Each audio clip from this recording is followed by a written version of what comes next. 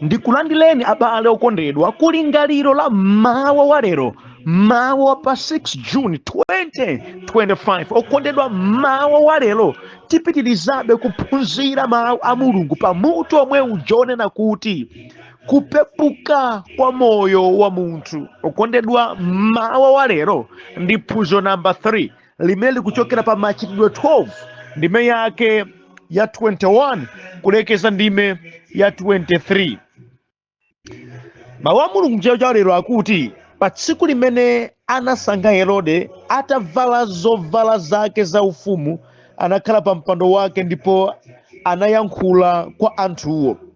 Anthuwo anafuwula nati, amenewa ndi mawu a Mulungu osati a munthu ayi. Nthawi yomweyo mngelo wa Mulungu anamukantha chifukwa sanapereke ulemu kwa Mulungu, ndipo anadyedwa ndi mphutsi nafa. Koma mawu a Mulungu anapitirirabe kufalikira. Barnaba ndi Saulo atamaliza ntchito yawo anachoka ku Yerusalemu atatenga Yohane wotchedwanso Mariko. Ameni. Mwa mawu amene tawerengawa titsogozedwa ndi mawu onena kuti zimangotengera chisomo chabe cha Mulungu kuti anthufe timatha kumamuchimwira, koma iye nkumatisungabe amoyo. Amene. Ndi chisomo chabe cha Mulungu kuti anthufe timatha kukhala moyo osemphana ndi zimene iye adakhazikitsa, penanso nkumalimbana ndi kumanyoza zake za Mulungu, koma nkumakhalabe anthu amphamvu, nkumakhalabe anthu omachita zinthu kudziko kuno amoyo. Sikuti amachita izi Ambuye chifukwa chokuti amakuopani. Lero imvani, ndi chisomo chabe, ndi kuleza mtima chabe, ndi kusakwiya nsanga chabe kwa Mulungu pa miyoyo yathu. Achulukirenji anthu amene akuchita zosankondweretsa, akuseweretsa moyo umene adawapatsa, akuseweretsa chisomo, akunyoza za Mulungu, akulimbana ndi za Mulungu, koma Yehova ali kuwasungabe ndi moyo, akupirira nawobe, akulesabe mtima nawobe. Okondedwa, mudziwe lero ndi chisomo chabe cha Mulungu. Anthu ambiri aliko kudziko kuno amene kunena kwa zoona sakuchita bwino pamaso pa Mulungu, ndi amene akuphanzawo, ndi amene akubweretsa zisokonezo zambiri, ndi amene akuliza anthu ena, ndi amene akubweretsa zisawawa mdziko muno, ndi amene akusokoneza zinthu kuti zisamayende pakati pa anthu. Moyo wauzimu, ngakhale moyo wathupi, moyo wapandale, ngakhale tsogolo pakenakene alipo achiphazi osokoneza olakwitsa, koma Yehova amangowasungabe ndi moyo mwa chisomo chake.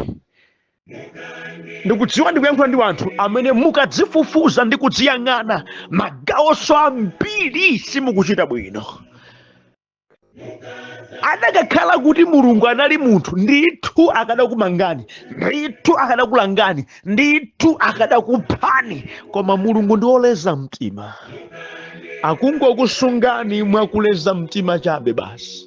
Ndi chisomo chifukwa potengera ntchito zanu ndinu munthu wachabe ndi osathandiza, koma Yehova amalezabe mtima. Okondedwa, tikamemona mtima pano alipo ena banthu amati mafunsa kuma Yehova akuwasira njawawa, makamaka mnyengo imene timaona kupita kwa anthu aphindu, kupita kwa anthu othandiza, vanthu amene anali mzati populumukirapo pa anthu ambiri. Yehova amalola amene watsogole, pena nkumasiya dzingandanga, anthu osathandiza, vanthu otipondereza, vanthu amene kunena kwa zoona si thandizo pakati pa vanthu, koma chisomobe Ambuye amatha kuwasunga.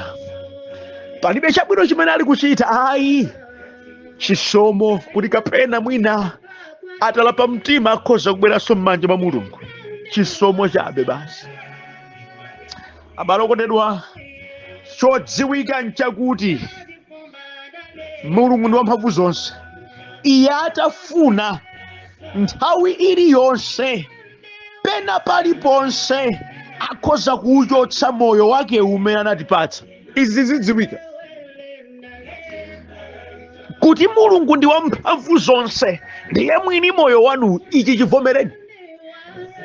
Ndipo pesa ndi mwini moyo, ndiye kuti nthawi ina iliyonse pena paliponse iye atafuna akhoza kuwuchotsa moyo. Andi palibe munthu angamfunse, palibe munthu angamkalipire, palibe munthu angamgwedeze. Ndi wamphamvu zonse, ndiye mwini wake moyowu. Atafuna, atakonda, nthawi ina iliyonse mpena paliponse malo saulabada akhoza kuchita zimenezi. Abusa muti chani? Munena kuti ineyo Mulungu atangoganiza kuti anditenga akhoza kunditenga. Inde anthu fe timakhala chifukwa cha chiganizo cha Mulungu. Atafuna nthawi ina iliyonse pena paliponse.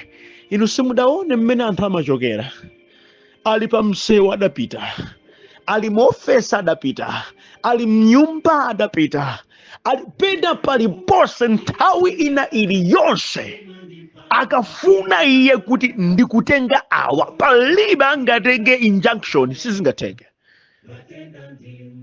Moyo wanu uli pansi pa ulamuliro wa Mulungu.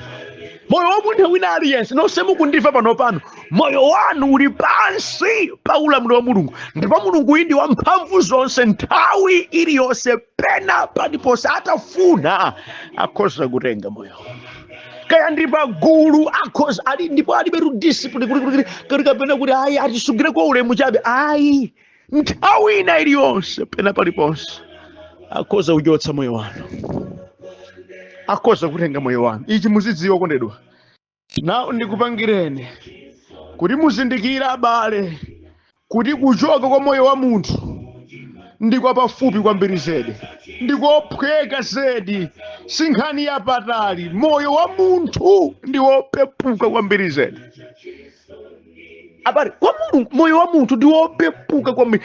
Kuti moyo wanu uchoke sinkhani yotenga mtunda. Ayi abale, kuti kapena kuti chile chake chikuchitikireni nchapafupi kwambiri zedi, sinkhaniso yapatali. Kwa Mulungu ndi zophweka zedi kukuchotsani patsisi pano, ndi zophweka kwambiri, ndi zophweka zedi kuzima inuyo. Sinkhani yapatali, sinkhani yapatali, sizotengaso mtunda. Ayi, timakhala ndi chisomo cha Mulungu, timakhala ndi chisomo cha Mulungu. Ameni. Abale kondedwa, mawu a Mulungu amatawerenga za imfa ya Herode, amene mnthawiyo anali akulimbana ndi iwo ofalitsa uthenga. Tikanawerenga mmwambamo nkuti paja adamugwirapo Petro nafuna kuti amuphe mwa Mzimu Woyera, mwa mphamvu yakumwamba. Mulungu adatuma angelo nampulumutsa. Iye atazingwa mpaka adakapha asilikali amene ankamulondera chifukwa mngelo adampulumutsa. Anali ndi nkhanza pa za Chikhristu. Tso nthawi nkuti adakhala ngati asemphana ndi kadera kena, nawo amafuna akhale ngati apanga ubale. Pamenepo anthu amene amamunyengererawo iye atayankhula, anthu akuti ayi kaya wayankhulawi sikuti ndi munthu ayi, uyu ndi Mulungu. Kunena kwina akumudyoletsa nampatsa levo yakuti iyeyo tsopano ndi Mulungu. Chimenecho chidayipira kumwamba, ndipo mngelo adamukantha, thupi lake lidatulutsa mphutsi zidamudya nkufa pompo pamaso pa wanthu, pagulu adamwalira. Koma uthenga wabwino kondedwa udapitirirabe kufala. Palibe amene akhoza kuyimitsa zake za Mulungu, kosatheka. Mulungu adangomuchotsapo iyeyo, kumuchotsanso mwa manyazi. Now focus yanga ili pa changu chimene chidaoneka pa imfa ya Herode. Pamene tiphunzirepo zidachitika mwa changu kwambiri zedi. Ndimafunika kuphunzira mmene adachokera Herode pagulu, adakanthidwa ndipo adafera pomwepo. Munthawi imene wena amampembedza, wena amamtamanda, wena amamuona kuti wafika patali, pamenepo adakanthidwa. Ukondedwa, tiphunzira zinthu zingapo izi. Choyambirira, Mulungu sadzaopa munthu wina aliyense, olenga yekha. Ayi. ndipo palibe womuvuta mulungu ayi chifukwa mathero amatukutuku a munthu ndi kumchotsera moyo. Ndakamba kale kuti nthawi imeneyi Herode anali akuvuta kwambiri kuzunza iwo otsata Khristu. Amaopedwa ndi anthu. Anali ndi ulamuliro umene akanena kuti iphani uyu, munthuyo amaphedwa pamawu oyankhulidwa ndi iye. Koma chimodzi anayiwala nchakuti alipo mphamvu zonse ndiye mulungu amene saopa anthu, sanyengerera anthu, anafunika kumpatsa ulemu. Adayiwala chimenechi. Ndipo nthawiyi kunaliko kuti mulungu amdziwitse iye komanso adziwitse anthu onse kuti palibe munthu amene akhoza kulimbana ndi Yehova iye ndi kuwina zosatheka. Adaleza mtima Ambuye kumuona Herode akuzunza Khristu ake.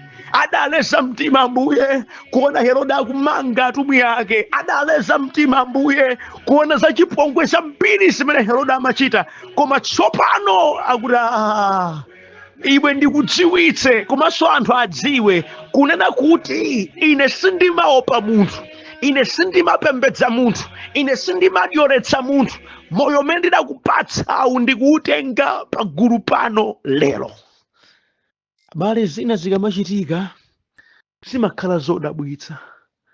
Umati te basi moti zatha, moti apitadi, angakutulo ndithu.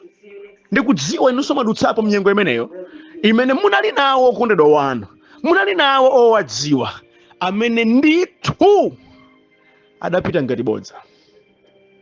Pene mukakhala mati koma dzikoli atidi kuno kunja kuyanja lichero wanthu saunika. Angakujiwa kwa vanthu, mphamvu yakuchotsa moyo ili m'manja mwa Mulungu, ndipo moyo wa munthu ndi wopepuka. Kukadati kuti Mulungu amachita mantha ndi ujayanti wa anthu, adalipo majayanti ku dziko lapansi amene mwina akadakhalapo mpaka pano. Adakati Mulungu amaopa mphamvu za wanthu, adalipo wanthu ku dziko kuna mphamvu kwambiri. Mwina nkutheka chifukwa cha mphamvu zawozo akadayimitsa imfa isapeze. Koma si choncho.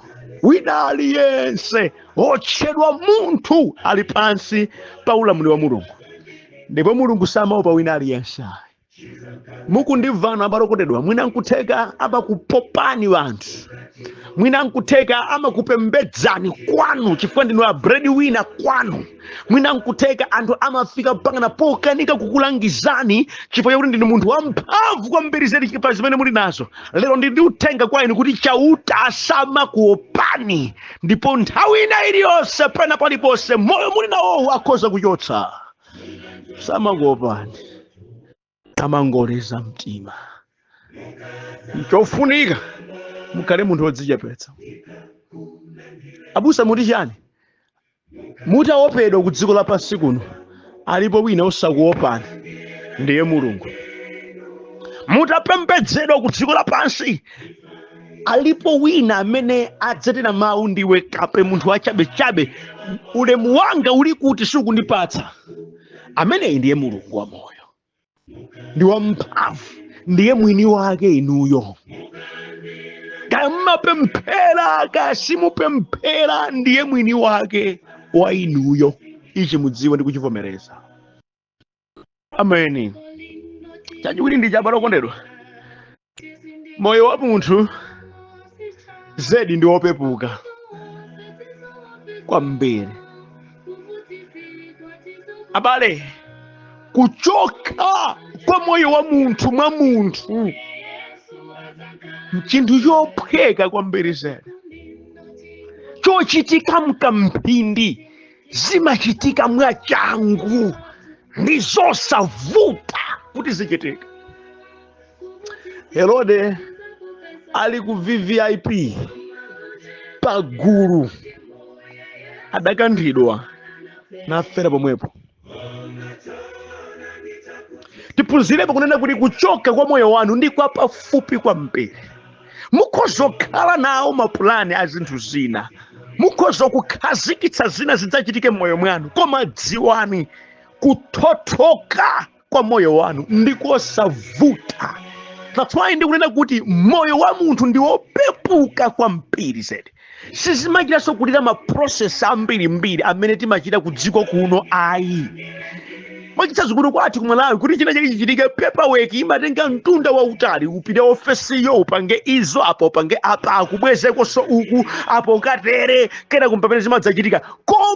Koma kuchoka kwa moyo wanu ndi kwa pafupi kwa mpiri zedi. Tamvani ali pagulu wanthu kunena kuti ayi awa si mawu a munthu koma wa Mulungu, pamenepo akukanthidwa munthu nkumafera pomwepo mwachangu kwa mpiri modzidzimutsa ndi modabwitsa. Wanthu amene adali pamenepo amati mboti basi Aherode timawatchulapo mpano aja kuti ndi amfumu aja, kuti ndi mulungu aja amene immediately anatipatsa speech yawo lero lino apita. Abale okondedwa, moyo wa munthu ndi wopepuka. Nanena kale kuti chithunzithunzi chakunyamuka kwa anthu ena chidzikutsimikizirani zakuti moyo wa munthu ndi wopepuka kwambiri. Mchaka chatha tinali nawo anthu ochuluka, lero lino anthu aja kulibe, ndipo sitidzawaonanso ku dziko lapansi adapita.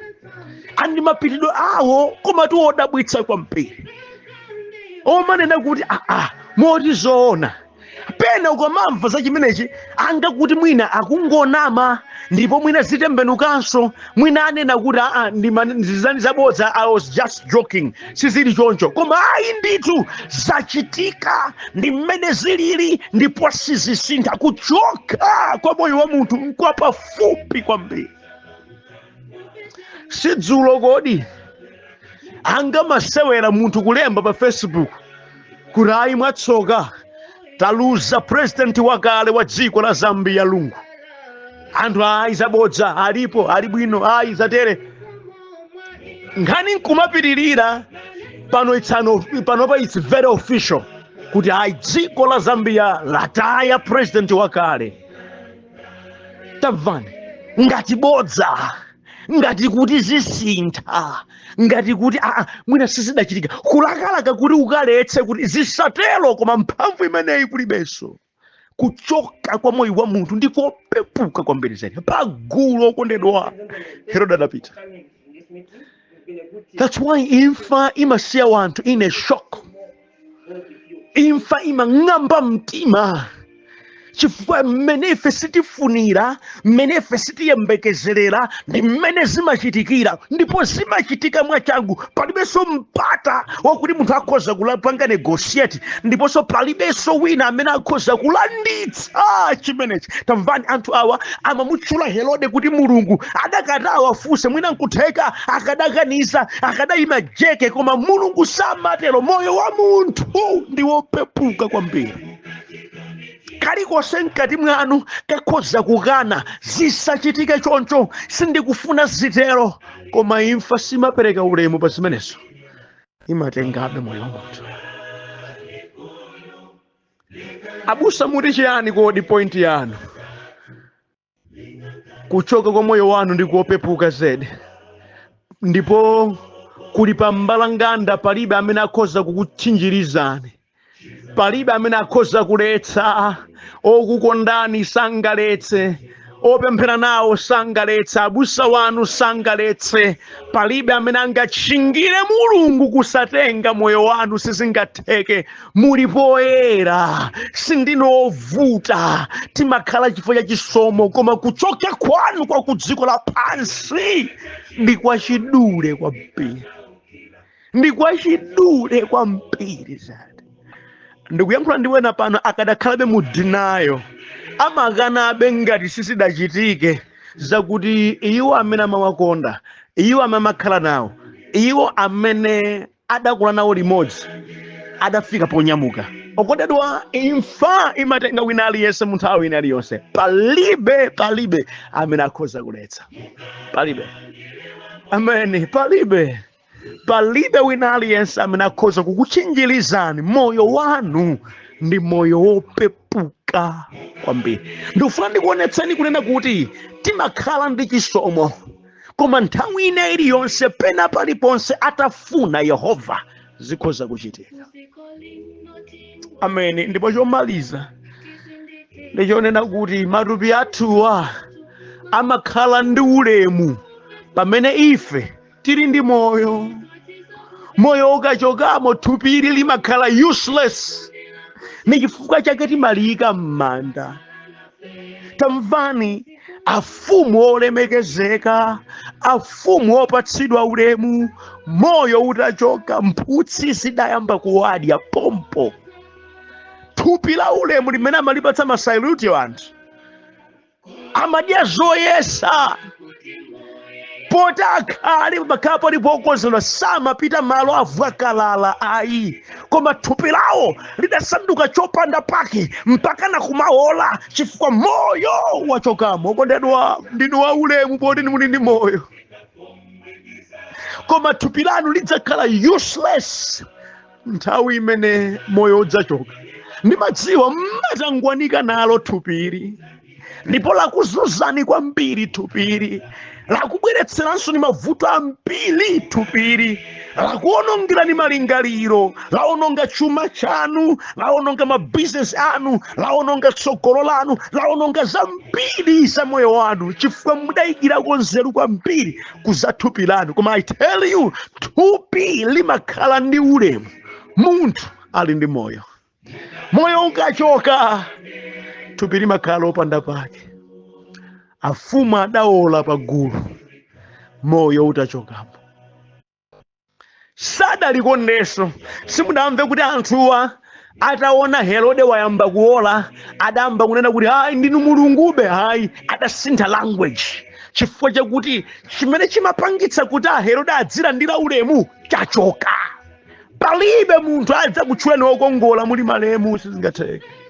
Palibe munthu amene adza kugwadireni mutafa kosatheka. Thupi limakhala lopanda ntchito moyo ukachoka. Thupi limaponyedwa mdzenje nakwiriridwa moyo ukachoka. Mukulandira ulemu chifukwa muli ndi moyo, mukufunidwa muli ndi moyo, mukulemekezedwa muli ndi moyo, mukuyendayenda muli ndi moyo. Moyo utachoka mudzakhala opanda pake, mudzakhala useless, mudzakhala opanda phindu mdziko muno. Fanya kokondedwa, muzonsezi palibe choposa koma kukhala ndi Ambuye moona mtima. Pakudziwa moyo wanga ndopepuka, nditsamira pandani koma pa Mulungu, ndidzipereka kwa Mulungu kuti pamene mzimu wanga ndi thupi langa zidzasiyane, thupi likukhala useless, ndidzapite kwa Mulungu wanga wondipatsa thupi latsopano, okakhala naye Iye moyo wonse kwamuyaya. Nchofunika kukhala ndi Ambuye basi. Pamene tikudikira nthawi imeneyo tikhale mubale naye ndi kumpembedza mu mzimu ndi mchoonadi. Ichi ndi chimene Mulungu ayembekeza pa moyo wanu. Okondedwa, mudzipemphera mu mzimu ndi mchoonadi. Okondedwa, perekani moyo wanu kwa Ambuye. Okondedwa, tsamirani pa Ambuye chifukwa moyo wanu ndi wopepuka kwambiri zedi. Musadalire za wanthu okuzungulirani. Sadzakhoza kukutetezani, sadzakhoza kukulanditsani.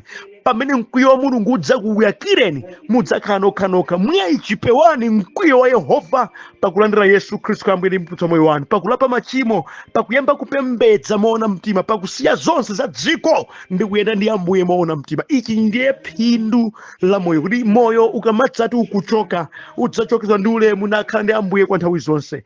Kukudandaulirani uku nkwamphamvu chifukwa simudziwa nthawi yakunyamuka mdziko. Ambuye achangamutse maganizo wanu ndi uthenga otere.